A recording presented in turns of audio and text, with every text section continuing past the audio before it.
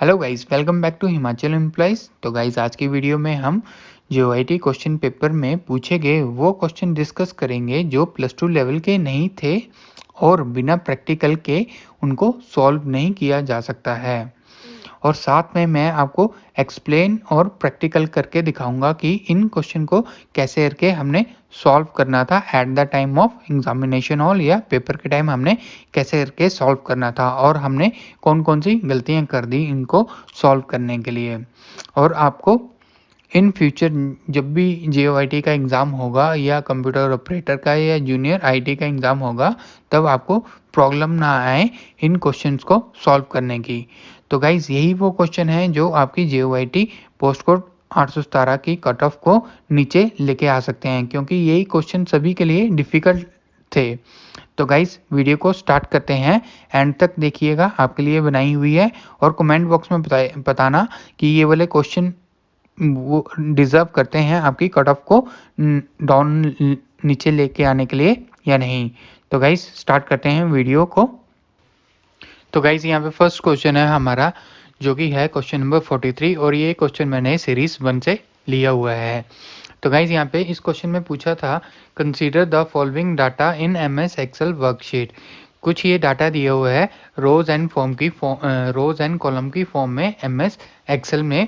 तो इस डाटा के ऊपर हमने कुछ फंक्शन या फॉर्मूला अप्लाई करना है। तो वो क्वेश्चन क्या था, जो कि आपका यहाँ से स्टार्ट होता है, what will be the value of array formula. और आगे क्या दिया हुआ है, एक फॉर्मूला दिया हुआ है इक्वल टू सम। आगे क्या दिया हुआ है, रेंज दी हुई है A1 से लेके D1 तक, मल्टीप्लाई विथ A2 से लेके D2 तक और ब्रैकेट क्लोज। तो गाइस फर्स्ट ऑफ ऑल आपको पता होना चाहिए, एरे कोई फॉर्मूला नहीं है, ये एक क्या है आपका फंक्शन है। एरे क्या है आपका, एक फंक्शन है, और ये फंक्शन दूसरे फॉर्मूले के साथ इंप्लीमेंट होता है। तो यहाँ पे फॉर्मूला क्या है, यहाँ पे सम है आपका, ठीक है। तो इस जो आपका फॉर्मूला है सम, इसकी पावर बढ़ाने के लिए हम एरे का यूज़ करते हैं।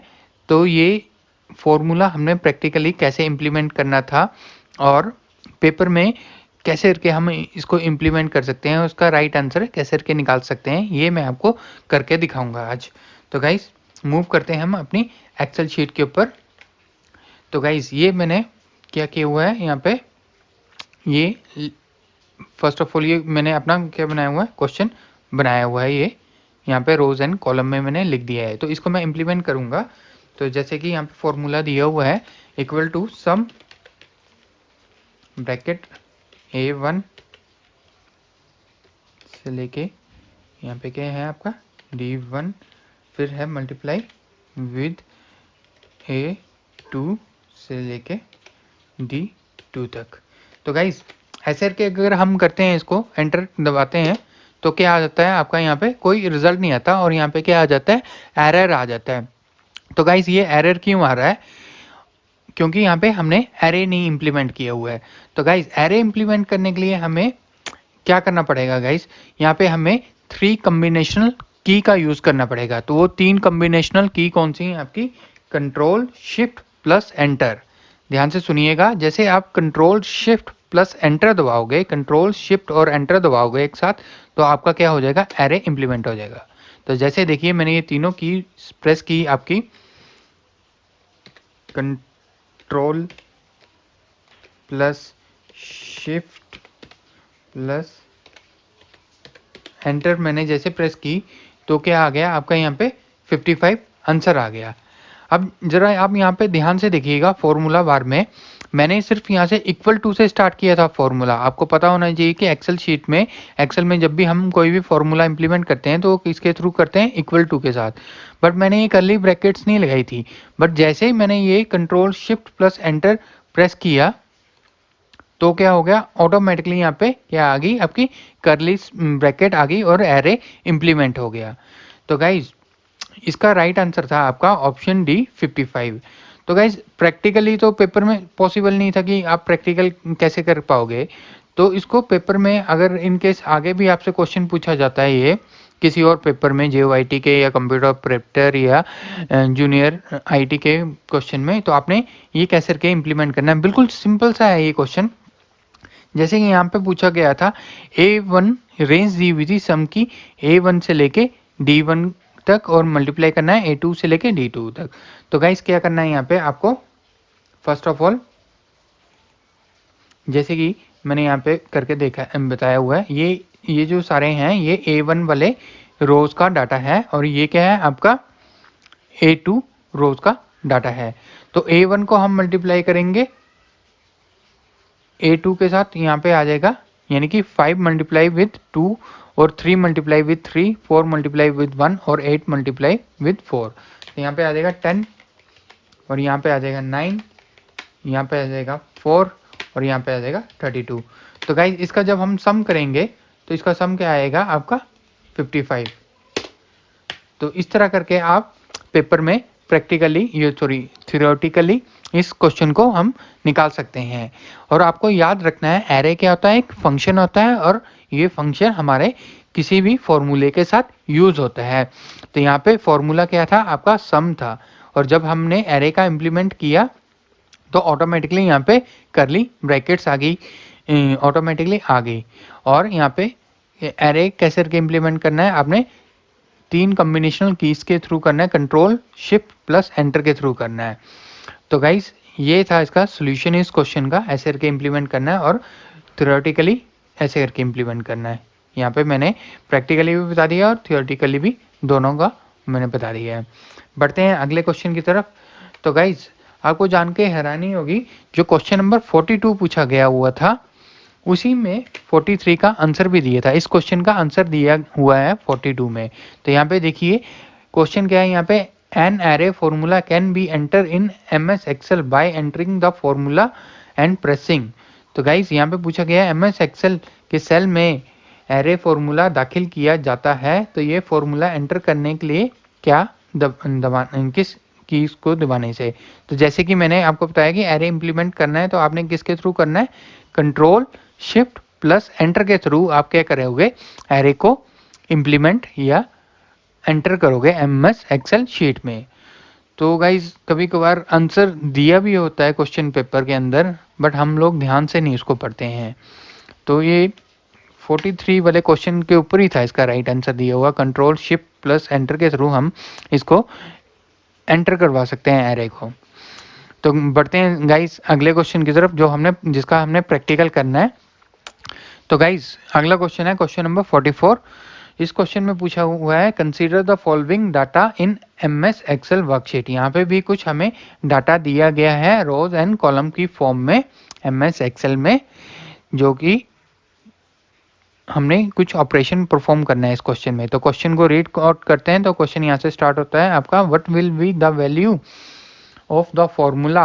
आगे क्या दिया हुआ, फॉर्मूला दिया हुआ है यहाँ पे लार्ज, जो आपका लार्ज फॉर्मूला दिया हुआ है वो इम्प्लीमेंट करना है। तो यहाँ पे क्या है, इक्वल टू लार्ज, आगे क्या है दी हुई है रेंज A1 से लेके E2 और आगे 1 है, और फिर प्लस लार्ज A1 से लेके E2 और 2। तो गाइस सबसे पहले हमें आपको लार्ज वाले फॉर्मूले का मतलब पता होना चाहिए, क्यों हम इम्प्लीमेंट करते हैं। तो गाइज यहाँ पे हमें एक डाटा दिया हुआ है और यहाँ पे हमें बोला गया है कि हमने लार्ज फार्मूला इम्प्लीमेंट करना है। तो लार्ज इसलिए यूज़ होता है कि हमने किसी भी डाटा में से फर्स्ट लार्जेस्ट नंबर फाइंड करना है या सेकंड लार्जेस्ट नंबर फाइंड करना है, तो इसलिए हम या थर्ड लार्जेस्ट नंबर फाइंड करना है, तो इसलिए हम क्या करते हैं, लार्ज फार्मूले का यूज़ करते हैं। बट अगर हमने एक सिंगल वैल्यू, एक लार्जेस्ट वैल्यू हमने अगर फाइंड आउट करनी होती है तो हम किसका यूज़ करते हैं, यहाँ पे मैक्स फॉर्मूले का यूज़ करते हैं। बट हमने क्या करना है, फर्स्ट लार्जेस्ट, जैसे कि इस फॉर्मूले में पूछा गया हुआ है, ध्यान से पढ़िए इसको, लार्ज ब्रैकेट A1 से लेके E2। तो यहाँ पे ये जो 1 लगाया हुआ ना गाइज, यहाँ पे पूछा गया है कि फर्स्ट लार्जेस्ट नंबर पूछा गया हुआ है, A1 से लेके E2 की रेंज तक फर्स्ट लार्जेस्ट नंबर कौन सा है और उसको ऐड करना है। फिर आगे बोला गया है लार्ज A1 से लेके E2 का सेकेंड लार्जेस्ट नंबर कौन सा है। तो गाइस मूव करते हैं इसको प्रैक्टिकल वे में इसको इम्प्लीमेंट करने के लिए। तो मूव करते हैं एक्सेल शीट के ऊपर। तो गाइस ये वाला क्वेश्चन था आपका, मैंने यहाँ पे ये डाटा लिख दिया है। अब हम इस फॉर्मूले को इम्प्लीमेंट करेंगे। तो इक्वल टू यहाँ पे है आपका लार्ज, और एक्सेल शीट में इक्वल टू के थ्रू ही सारे फॉर्मूले इम्प्लीमेंट होते हैं। लार्ज, फिर ब्रैकेट आगे यहाँ पे A1 से लेके आपका यहाँ पे बोला गया है E2 तक लेके जाना है, और यहाँ पे कॉमा और फर्स्ट लार्जेस्ट नंबर। तो गाइस ये जो आपकी फर्स्ट रो है इसमें आपको पूछा गया हुआ है फर्स्ट A1 से लेके यहाँ तक कौन सा आपका लार्जेस्ट नंबर है, तो यहाँ पे है 8 आ गया यहाँ पे लार्जेस्ट नंबर। बट हम इसको आगे इम्प्लीमेंट करेंगे इसको, जैसे प्लस, फिर आगे फिर से पूछा हुआ है लार्ज, फिर से A1 से लेके E2 तक सेकेंड लार्जेस्ट नंबर कौन सा है। यहाँ पे 2 जो लगाया हुआ है ये पूछा गया है कि सेकेंड लार्जेस्ट नंबर कौन सा है। तो ध्यान से देखिएगा गाइस, जैसे इस फंक्शन को हम लगाते हैं तो यहाँ पे फर्स्ट रो में हमें 8 मिल जाता है, तो 8 क्या आएगा आपका first largest number. But second largest number भी क्या है आपके पास 8 ही है। बट अगर यहाँ पे 7 होता तो अगर 2 बार 8 नहीं लिखा होता, 1 टाइम 8 लिखा होता, तो फर्स्ट लार्जेस्ट नंबर आना था आपका 8, और जब हम सेकेंड लार्जेस्ट नंबर की बात करते हैं तो सेकेंड लार्जेस्ट नंबर आना था 7। तो गाइज हमने यूं करके ये फॉर्मूला इंप्लीमेंट कर दिया। जैसे मैं एंटर दबाता हूँ तो उसका सम निकल के आ जाता है। तो इसका राइट आंसर था गाइज यहाँ पे 16, क्योंकि यहाँ पे फर्स्ट लार्जेस्ट नंबर भी 8 है, ये वाला 8 है, और सेकेंड लार्जेस्ट नंबर भी हमारे पास 8 है। बट अगर यहाँ पे मैं यहाँ पे 5 लिख देता हूँ यहाँ पे 8 की जगह, और इसका राइट आंसर आ जाता है 15, क्योंकि 8 प्लस 15 क्या आएगा यहाँ पे, 8 क्या आएगा आपका फर्स्ट लार्जेस्ट नंबर होगा, और 7 क्या होगा यहाँ पे आपका सेकेंड लार्जेस्ट नंबर होगा। तो बट इस क्वेश्चन में क्या था, दोनों जगह 8 मेंशन किए हुए थे, तो फर्स्ट लार्जेस्ट नंबर भी 8 था और सेकेंड लार्जेस्ट नंबर भी 8 था। तो इसका सम क्या आएगा यहाँ पे 16 आएगा। तो बढ़ते हैं अगले क्वेश्चन की तरफ। तो गाइज नेक्स्ट क्वेश्चन है क्वेश्चन नंबर 8, और ये सी लैंग्वेज से पूछा गया था। तो क्वेश्चन रीड आउट करते हैं यहाँ पे, what will be the output produce by the following code segment in C program. हमें यहाँ पे ये जो दिए हुए प्रोग्राम, ये एक सी लैंग्वेज में प्रोग्राम दिया था, और इसकी हमने क्या आउटपुट जनरेट करनी थी। तो गाइज इसको हम प्रैक्टिकल वे में मैं अभी करूँगा परफॉर्म, और आपको स्टेप बाय स्टेप समझाता भी चलूँगा कि क्या क्या चीज़ है यहाँ पे। तो अगर आपने ऑनलाइन सी का कंपाइलर आपने क्या करना है, गूगल पे सर्च करना है, ऐसे करके यहाँ पे लिखना है गूगल के ऊपर ऑनलाइन सी कंपाइलर, और यहाँ पे सर्च करना है। तो फर्स्ट यहाँ पे है ऑनलाइन gdb.com का जो है सी कंपाइलर है। यहाँ पे ये जो ऑनलाइन सी कंपाइलर है आपको एकदम से बिल्कुल जो आपका सी लैंग्वेज है उसकी तरह का एक आपको कंपाइलर प्रोवाइड करता है। तो गाइज यहाँ पे हम ये वाला कोड लिखेंगे जो कि हमें क्वेश्चन पेपर में पूछा गया था। तो क्या है ये कोड, यहाँ पे इंट मतलब इंटीजर, इंटीजर क्या है ए, और ए के अंदर कितनी वैल्यू है, हमें 5 वैल्यू असाइन की हुई है। और बी क्या है यहाँ पे, बी भी आपका एक इंटीजर डाटा टाइप है।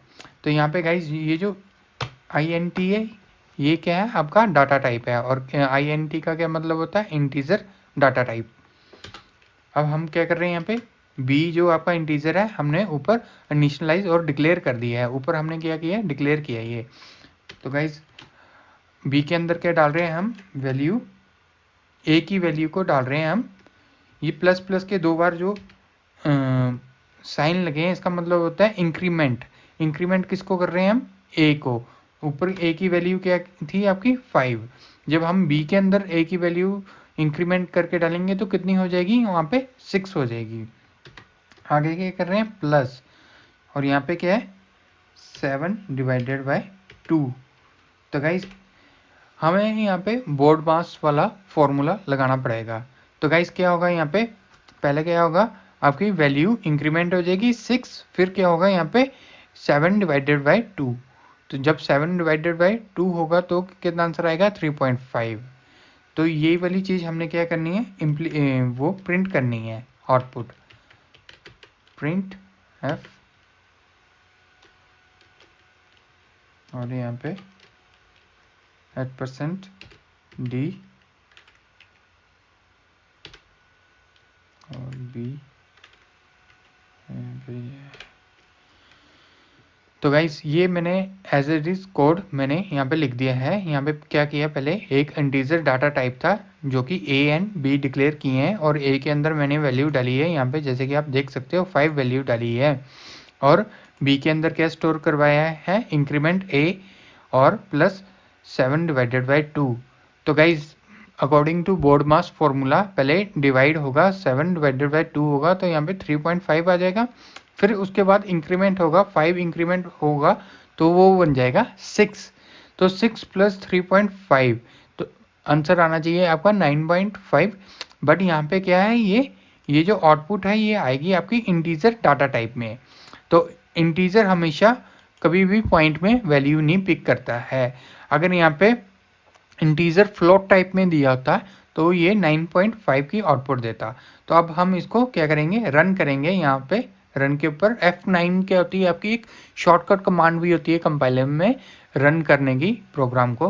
तो जैसे हम इसको रन करेंगे, मैं स्क्रीन को बड़ा कर देता हूँ ताकि आपको क्लियरली दिखाई दे। मैंने यहाँ पे रन के ऊपर क्लिक किया है, अभी कंपाइल कर रहा है प्रोग्राम को, जैसे कि आप देख सकते हो। तो यहाँ पे क्या आउटपुट दे दी आपको, यहाँ पे 9 आउटपुट दे दी। जैसे कि आप यहाँ पे देख रहे हो, ऑप्शन में भी क्या है आपका, ऑप्शन ए जो है आपका वो क्या है, आपका 9 आंसर है। तो गाइज इस तरह करके ये आपका सी प्रोग्राम इस तरह करके इम्प्लीमेंट और प्रैक्टिकली परफॉर्म करना था। तो ये कुछ क्वेश्चन टफ था काफ़ी, अगर जिन्होंने +2 लेवल का तो क्वेश्चन नहीं लगता है ये, क्योंकि आप में से मोस्टली सभी ने सी लैंग्वेज नहीं पढ़ी होगी। तो कुछ इस तरह करके आपको इम्प्लीमेंट करना था। तो बढ़ते हैं अगली क्वेश्चन की तरफ। तो गाइज बढ़ते हैं अगले क्वेश्चन की तरफ। अगला क्वेश्चन भी सी लैंग्वेज से पूछा गया है। क्वेश्चन क्या है आपका यहाँ से, what will be the output produce by the following code segment in C program.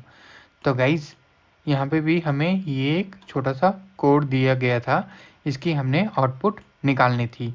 तो गाइज सबसे पहले हमें पता होना चाहिए ये वाली क्या चीज़ है यहाँ पे, क्योंकि सारा का सारा प्रोग्राम इसी चीज़ के ऊपर आपका डिपेंड है। तो गाइज ये था आपका एंड बिट वाइज ऑपरेटर था, ठीक है। तो गाइज हम इसका प्रैक्टिकल करते हैं फिर से, और हम गूगल में सर्च करेंगे यहाँ पे ऑनलाइन सी कंपाइलर, जैसे कि हमने लास्ट टाइम किया था, और यहाँ पे ये वाला ऑनलाइन सी कंपाइलर ओपन हो जाएगा। ये जो कंपाइलर है आपको एक तरह से इंटरफेस प्रोवाइड करता है सी लैंग्वेज का। तो यहाँ पे हम ये वाला कोड लिखेंगे जो हमारा क्वेश्चन के ऊपर था। कोड क्या था हमारा, वो लिखेंगे हम यहाँ पे,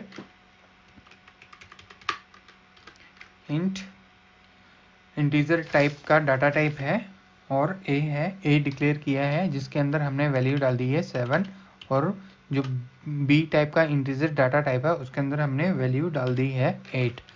अब हमने प्रिंट करवाना है %d, और यहाँ पे हमने ये क्या लगाया है, एंड विट वाइज ऑपरेटर।